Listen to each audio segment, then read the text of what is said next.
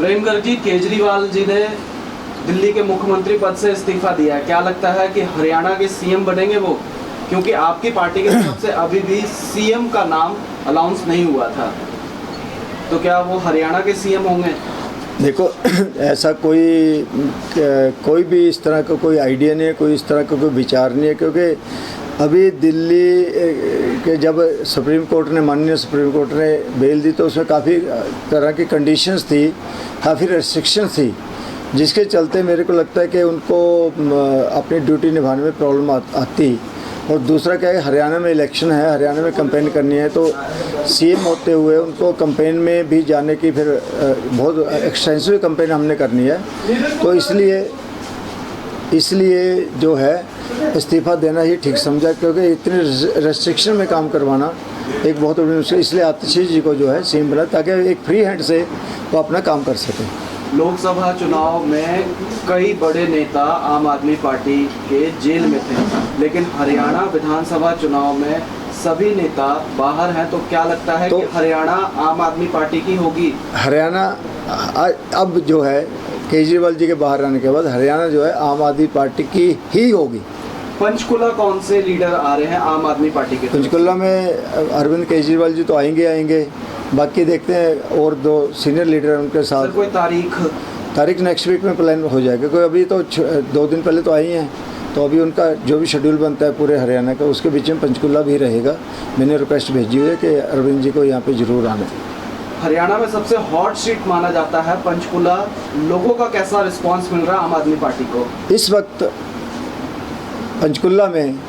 पंचकुला को सबसे पढ़ा लिखा कैंडिडेट मिला है, एक ईमानदार कैंडिडेट मिला है, नया चेहरा मिला है, तो एक ऐसा कैंडिडेट जिसके पास एक विजन है पूरा।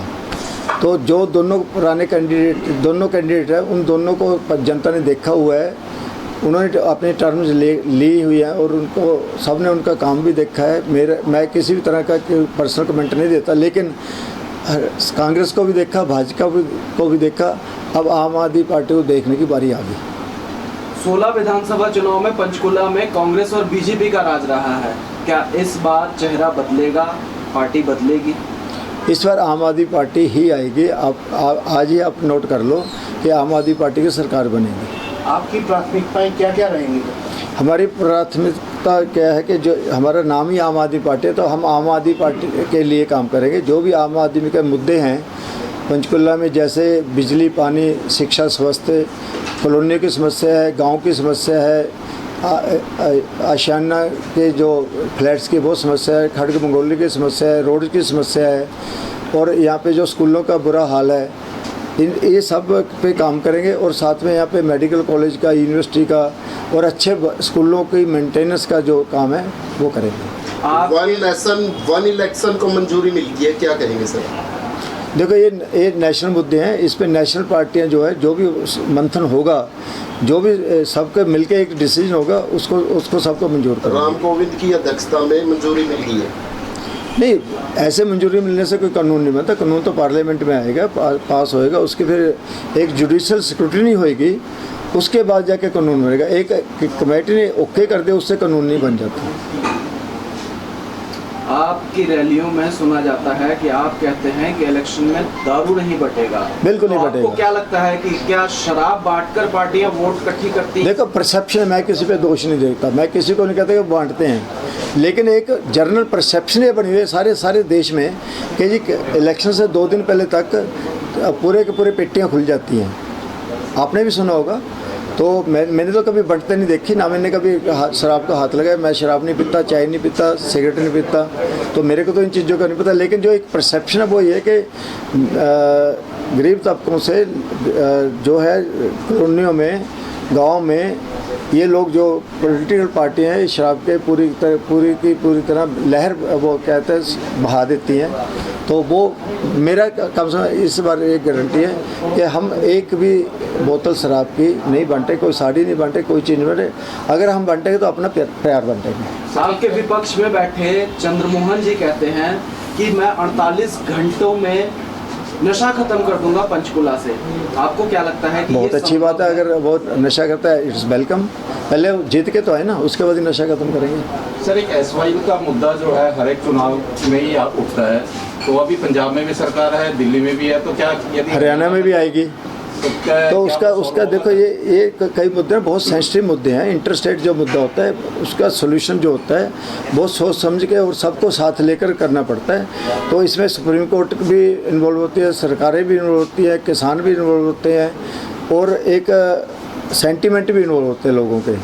तो इसके ऊपर मैं ये कहूँ कि मैं ये सॉल्व कर दूंगा, मैं सिर्फ पंचकूला की प्रॉब्लम है तो सॉल्व कर सकता हूँ, लेकिन SYL का मुद्दा प्रेम गर्ग सॉल्व करेगा मैं कोई ऐसा वादा नहीं करता। ये तो सरकारें करेंगी, जो भी सरकार या कोर्ट्स हैं, कोर्ट के जो सुप्रीम कोर्ट के डिसीजन है, जो मुद्दा उनके पास पड़ा है, जो कमेटियाँ बनती हैं, वो अगर मुद्दा सॉल्व होता है तो बहुत अच्छी बात है। अगर आप विधायक की कुर्सी पे बैठते तो क्या मुद्दा उठाएंगे SYL? मेरा ये मानना है, पर्सनली मेरा ये मानना है, ऐसी जो भी कम्प्लेक्स इशू हैं वो रिजॉल्व हो, मगर एमिकेबली रिजॉल्व है, उसके वो किसी के ऊपर थोपा नहीं जा सकता, क्योंकि थोपते हैं तो फिर रेजिस्टेंस होती है। सर एक बिजली पानी की अभी आपने बात करी, बिजली पानी का पंजाब में जो फ्री है और अभी तकरीबन 2.5 साल हो गए, तो अभी कुछ दिनों से जनता जो है बिजली पानी से काफ़ी परेशान है। दो चीज़ें होती हैं इसमें, एक तो में भी इसका क्या फर्क पड़ेगा?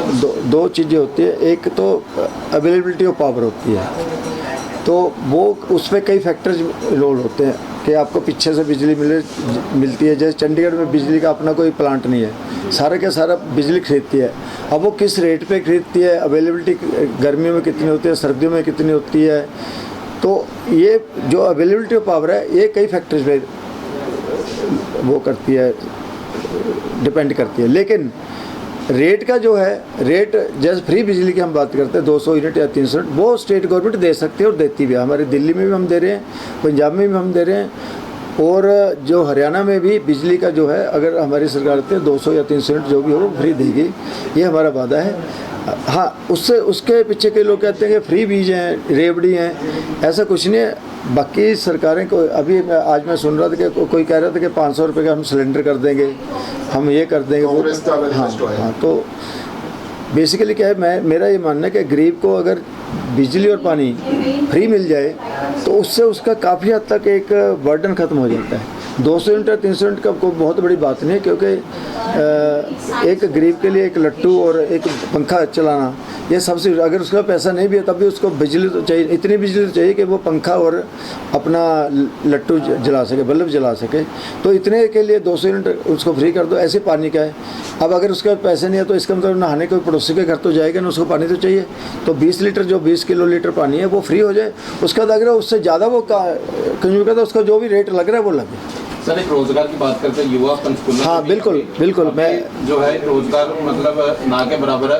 ये सब रामगढ़ बरवाला की बात करें तो इंडस्ट्री बहुत कम है, क्या कुछ ऐसा हो सकता है? हाँ, यही पे विजन की बात आ जाती है। विजन ऐसा होना चाहिए कि लोकल लोगों को लोकल में ही रोजगार मिल जाए।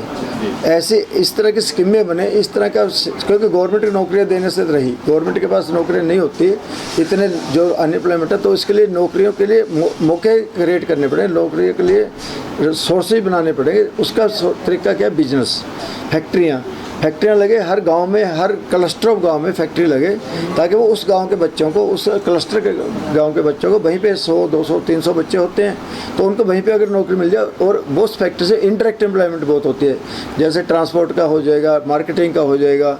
तो मैं क्या सोचता हूँ, एक फैक्ट्री भी अगर ऐसे एक गाँव में 4-4, 5-5 गाँव में लगने लग जाए तो उससे सॉल्व हो सकते हैं। बाकी और भी बहुत तरीके हैं एम्प्लॉयमेंट क्रिएट करने के, क्योंकि मेरा ये मानना है, एक छोटी सी होती है, एक बड़ी सी होती है। छोटी सी का मतलब होता है कंज्यूमर तो आप लेते हो, बड़ी सी होते है कंट्रीब्यूटर, आप सोसाइटी को देते हो। तो I want my people to be contributor, not the consumers. आपकी पार्टी की तरफ से मैनिफेस्टो जारी हुआ सर? मैनिफेस्टो बन रहा है, जारी हो जाएगा, लेकिन मैंने पॉइंट जो है आपको बता दिए, तो हमारे जो टीम है वो बना रही है। आई थिंक पता लगा है कि कांग्रेस और बीजेपी बुधवार या वीरवार तक अपनी मैनिफेस्टो जारी कर देगी। हमारा भी आ जाएगा। कौन जारी करेंगे? केजरीवाल जी? देखते हैं, जो भी नेता होंगे कर देंगे, जो भी उस वक्त अवेलेबल। हम इसके कारण मैनिफेस्टो इज नॉट दैट कि उसके लिए रिलीज करने के लिए किसी को बुलाना जरूरी है। Basically it is a document जो कि पब्लिक में जाना चाहिए। तो क्या सर उनकी वेट हो रही है कि पहले बीजेपी कर दे तो ऐसा कुछ नहीं। मेरे तो यहाँ पे सारा, आप अभी पूछ रहे हो, सारा एजेंडा यहाँ पे पड़ा है।